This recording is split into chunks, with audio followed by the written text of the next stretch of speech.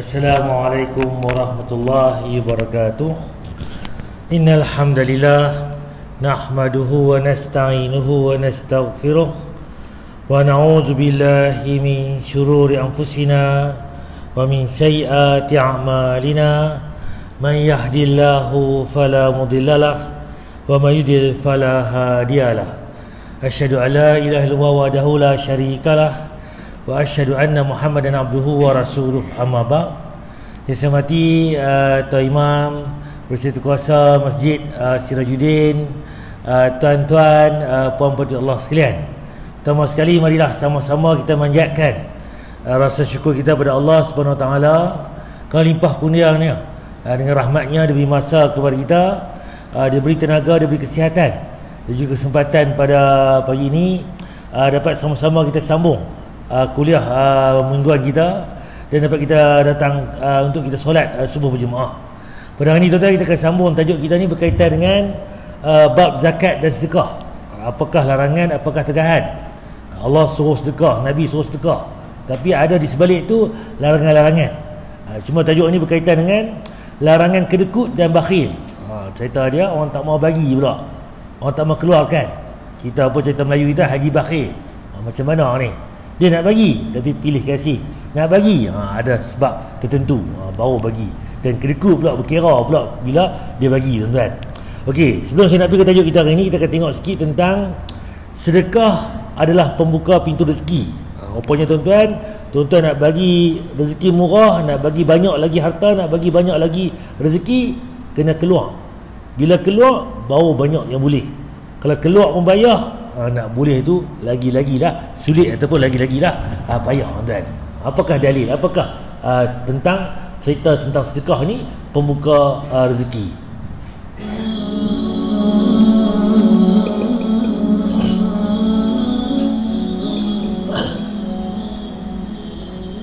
Infak, sedekah, harus kita ubah nih satu kaidah kapitalis yang mengatakan menabung pangkal kaya. Maaf teman-teman yang suka nabung nih, bukan saya larang nabung, bukan. Tapi dalam Islam bukan menabung pangkal kaya, tapi sedekah pangkal kaya. Kita dah faham lah ni, bila nak jadi kaya ni kena simpan duit. Betul lah, satu pandangan tu, laluan tu betul. Kalau kita ada joli-joli, bila nak simpan. Tapi sebenarnya bukan kata semua duit tu kena simpan. Dia ada kena keluar, tuan. Keluar tu kita namakan sedekah ataupun infak. Lagi sedekah, lagi banyak masuk. Kalau tuan-tuan duk simpan duit, tuan, dia tak bergerak duduk dalam akaun tuan-tuan, tak pergi mana pun, tak jual beli pun, ekonomi pun tak bergerak, sebagainya. Jadi kalau kita sedekah, tuan-tuan, duit tadi tu dia akan berkembang. Orang boleh guna, orang boleh ambil manfaat. Pahala kita Islam pula, satu sedekah, tuan-tuan, dilipat gandakan, bahkan lebih, tuan, sampai 10 kali ganda, bahkan 700 kali ganda. Satu biji benih tu, sedekah tu, dia akan keluar pula tangkai, tuan, keluar pula 10 100 sebagainya.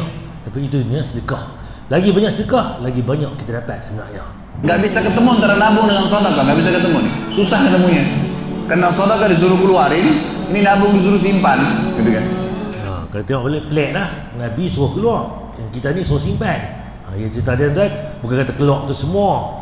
Boleh 100, simpan mungkin 50%, separuh ke 30 ke, belanja 20-30%, kemudian urusan-urusan lain. Jadi dia ada simpanan. Tapi cerita lah ni dak simpan semua sekali. Itu jadi timbul kedekut, tuan. Gak bakal ketemu. Dalam Islam makin sering kita keluarkan di jalan Allah, makin terbuka itu rezekinya. Dan ini dalilnya banyak. Di antaranya hadis Bukhari, hadis Qudsi, di mana Allah Subhanahu Wa Taala berfirman, kata Nabi SAW, Allah berfirman, ya bna Adam, anfik alaih. Wahai anak Adam, berinfak dulu di jalanku, aku baru berinfak padamu. Dalil, tuan, keluarkan, Allah bagi kaidah. Kalau kita pun kedekut nak keluar, mana mungkin Allah nak bagi rezeki yang banyak pada kita, tuan. Kalau kita berkira, tuan, kalau ayat ni, tuan, seolah Allah lagi berkira pada kita. Kalau kita pun tak berkira jenis tolong orang, infak sebenarnya, Allah akan bagi tambah lagi rezeki dia dengan nikmat dia yang luas, yang banyak. Sedekahin dulu baru aku kasih kamu. Jadi ini kata kuncinya, makin sering keluarkan maka makin bagus. Makin bagus yang kita kasih, Ya, makin sempurna balasan dari Allah. Nampak tuan, lagi kita keluar, lagi banyak Allah bagi. Lagi kita bantu orang, lagi banyak Allah akan bantu kita tuan. Sedekah tuan. Tak ada lagi kamu tuan, jutawan ini bankrupt, miskin. Sebab apa? Banyak sedekah. Tak jumpa tuan. Yang dia jumpa ni jutawan bankrupt semua. Kedekut, berkira, silap pelaburan sebagainya, ekonomi merodum sebagainya. Itu ada faktor. Tapi tak jumpa lagi dah langsung khabar ke bacaan ke orang kaya ni bankrupt. Sebab apa? Rajin sedekah. Tak jumpa tuan. Kalau ada orang tuan beritahu tuan, tak mana? Kita tengok balik. Kan? Jadi tuan mustahil tuan. Sebab tu tuan, janji Allah lagi banyak sedekah, lagi banyak Allah bagi pada kita. Itu yang pertama tuan. Okey, tajuk kita hari tu tuan sebelum kita cuti hari tu ni, iaitu larangan menjadi hamba dinar, dirham. Kita ni tak boleh jadi hamba duit ataupun hamba wang ringgit harta kita ni. Apa dalilnya? Ulang kaji sikit tuan. Celakalah hamba dinar, celakalah hamba dirham. Allah kata, Nabi kata, celaka orang yang hamba dinar. Kalau bahasa kita hamba ringgit, hamba bat, hamba rupiah, hamba dolar, kan? Duit kita ni, celakalah kita. Kalau kita jadi hamba duit harta kita ni. Celakalah hamba dirham, celakalah hamba khamisah, celakalah dan khamilah. Sini pakaian yang dibuat daripada wool, sutra. Orang lelaki ni tak boleh pakai pakaian sutra tuan. Jika diberi ia senang, jika tak bagi dia marah. Dan kita lah boleh seronok tak sangka. Tak boleh, tu dia maki lah, dia marah lah, dia mencarut dan sebagainya. Nampak? Kita macam tu lah. Boleh senang, tak boleh, dia mula kelupok sebagainya. Jadi tuan, takut-takut kita nanti termasuk dari hamba dinar, hamba dirham dan sebagainya. Jadi tak mau jadi orang lagu ni tuan-tuan. Hadis Bukhari ni tajuk itu. Okey, tajuk kita hari ni tuan-tuan, larangan kedekut dan bakhil. Nabi larang kita ni kedekut dan bakhil. Kedekut macam mana tuan? Kita tengok apakah dalil dia. Pertama sekali surah Al-Ma'arij, Allah Subhanahu Wa Taala berfirman, sesungguhnya manusia diciptakan bersifat keluh kesah, lagi kedekut. Sifat manusia ni memang lagu tu, memang berkira, memang dia keluh kesah, dia risau. Nampak? Apabila ia ditimpa kesusahan, ia keluh kesah, risau. Ni memang musim hujan pula ni. Macam mana padi tadi, benih duk pergi tabuk tadi, habis dah, hanyut dah. Tak apa main musim apa, ni main musim nak mula hujan-hujan hari tu ni. Kalau mesin awal hari tu ni, harum manis main apa, benih-benih apa tu putih-putih sebagainya tu, tak lekat dah ni contoh. Ia keluh kesah tuan. Tapi bila ni tak apalah, hujan pun dah lekat dah besar dah. Dan apabila ia mendapat kebaikan, ia kedekut. Mai dapat kebaikan kedekut pula. Tadi susah, dia risau, timpa musibah, main macam-macam. Tapi bila main senang pula, dia berkira pula dah. Kalau ikut kita ni, main senang tak apalah, lagi bagus lah. Allah bagi rezeki kat kita, kita pun nak bagi rezeki kat orang lagi banyak. Tapi bila main rezeki banyak kat kita, kita lupa diri pula, kedekut. Nampak tuan, dia berkira tuan. Bila susah, dia risau. Bila senang, dia lupa diri tuan. Surah Al-Ma'arij ayat 19-21. Jadi inilah sifat kita tuan. Okey, contoh tuan. Ni tuan. Nabi dah bercakap bang je. Jika kau punya Nabi, kata aku nanti kau tahu. Ada apa dengan aku? Tunggu kenapa? Tuan, ada orang nak minta sedekah. Dan tuan, demam.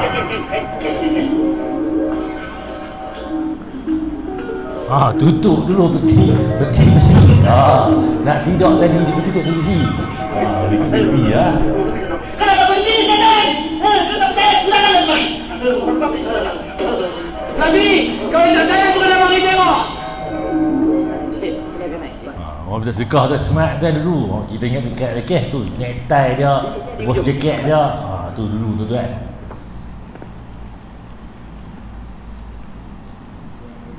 Assalamualaikum Tuan Haji. Waalaikumsalam. Silakan masuk je. Duduklah di sebelah. Dah ada getak tuan. Labu. Ambilkan kursi bonce ni. Bagus tuan, dia suruh duduk. Ni bagus. Amalan sunnah tuan, tetamu kita naik. Yang ni yang dibakhil cukup bagus. Nak menjalankan dharma anak yatim piatu ya. Bagus. Bagus kita tolong anak yatim. Saya ni lagi yatim daripada anak yatim. Yatim macam mana tuan tadi? Bapak dah mati, mak dah mati, isteri saya baru mati. Nampak tuan, orang kedekut ni dalam waktu dia pun susah. Kuti duduk anak yatim. Oh, saya pun anak yatim juga. Pak tak ada. Dah tu bini pun tak ada. Nampak tuan. Nampak kata dia kedekut, dia berkira. Dia jangan berberan ni. Kan lagi bagus aku carikan demak. Bagikan dengan saya. Tuan Haji orang besar. Yang nak dicarikan rumah ni anak-anak kecil. Oh, anak kecil. Abu, ambilkan duit aku di kocek tu.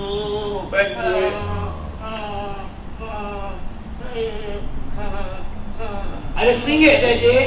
RM1? Bagus. Berikan teman Cik. Jangan lupa goyang. Sedikit saja, Tuan. Kan anak kecil. Anak kecil tak boleh banyak nyimpan duit. Aduh. Nampak kan? Wah, budak-budak tak disimpan duit banyak. RM1 jadi ya. Contoh tuan, dalam peti besar tu tak tahu ada berapa ringgit tuan. Yang itu orang sifat bakil. Dia bagi juga tapi berkira. Nampak tuan? Kedekut tuan. Okey, dari yang seterusnya, dari Abu Hurairah radhiyallahu bahwasanya Rasulullah SAW bersabda, sifat yang paling buruk dan pada seseorang adalah kikir, kedekut tadi, dan keluh kesah serta takut dan kecut. Panggil lagu ni tuan-tuan, tak perlu ada pada diri kita.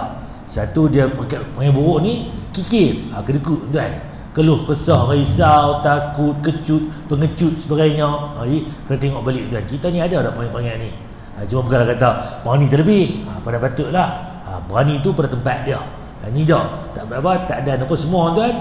Kedekut pun tengok tuan, semua tu benda-benda yang paling yang buruk tuan. Kita kena buang pada diri kita. Okey, masih pada Abu Hurairah juga, Rasulullah SAW bersabda, tidak akan berkumpul debu fi sabilillah. Debu ni fi sabilillah, orang pergi perang ni, dengan debu dengan asap jahanam, api neraka ni, pada diri seseorang hamba. Kita ni tak akan sama, tak akan ada benda dua dalam satu. Fi sabilillah ni dan juga asap jahanam. Tidak akan berkumpul sifat kikir, kedekut dan iman pada hati seorang hamba selama-lamanya. Sifat kedekut ni kalau orang beriman tak ada tuan. Jadi kita tuan, kita buang sifat kikir, kedekut, bakhil ni. So panggil ni bukan sifat orang yang mukmin ataupun orang yang beriman kepada Allah. Sahih hadis Bukhari, kemudian An-Nasa'i, Ahmad Al-Hakim, Al-Bahaqi, Ibnu Hibban dan Ibnu Abi Syaibah. Jadi kuat tentang hadis ni tuan. Okey, doa para malaikat pula. Rupa-rupanya tuan-tuan, kalau kita kedekut, malaikat tuan, dia akan mendoakan orang bakhil ni dengan hancurnya hartanya. Tu punya efek dia punya kesan dia. Tidak satu hari pun di mana seorang hamba berada padanya kecuali dua malaikat turun padanya. Kita tuan-tuan, malaikat akan turun pada kita. Dua malaikat akan turun padanya. Salah satu di antara keduanya berkata, ya Allah, berikanlah ganti baginya orang yang berinfak. Ya Allah, dia infak ni RM1, RM2, RM5. Ya Allah, bagi ganti balik infak dia, sedekah dia. Sedangkan yang satu lagi, yang malaikat satu lagi, ya Allah, hancurkanlah harta orang yang kedekut, orang yang kikir. Nampak tuan? Kalau kita tak bagi, tak apalah satu bab. Tapi ya Allah, malaikat doa pula kedekut tuan. Kalau tak ada, tak apa. Tapi kalau ada tuan, bagi cara ada. Ada sikit, bagi sikit. Ada banyak, bagi banyak. Itu tuan, perkongsian. Sebab apa? Allah akan tambah lagi rezeki. Buktinya apa? Dua malaikat turun pada kita tuan. Satu malaikat doa kita, ya Allah, tambahlah rezeki, gantilah rezeki yang dia bagi tadi. Apa infak dia bagi tadi, bagi ganti, berlipat ganda rezeki kita. Dan bagi RM1 tuan, Allah lipat ganda sampai 700 kali ganda tuan. Bahkan 700 tuan ganjaran. Bagi RM1,000, bagi yang akan RM1,000 tuan, 700,000 tuan. Itu bahasa kita nampak mudah lah. Nampak kata tuan, berlipat gandanya nikmat Allah bagi ni. Mana mungkin nak miskin tuan. Sebab tu lagi banyak bagi, lagi kaya kita sebenarnya tuan. Hadis muttafaqun alaih. Tidaklah matahari terbit kecuali diutuskan di dua sisinya dua malaikat yang berseru. Ini dalil lain dia hampir sama. Semua penduduk bumi mendengarnya kecuali jin dan manusia. Semua makhluk bumi dengar kecuali jin dan manusia. Mereka berdua berkata, wahai manusia, menghadaplah kalian kepada Rabb kalian, kerana yang sedikit dan cukup itu tentu lebih baik daripada yang banyak tapi dipakai untuk berpoya-poya.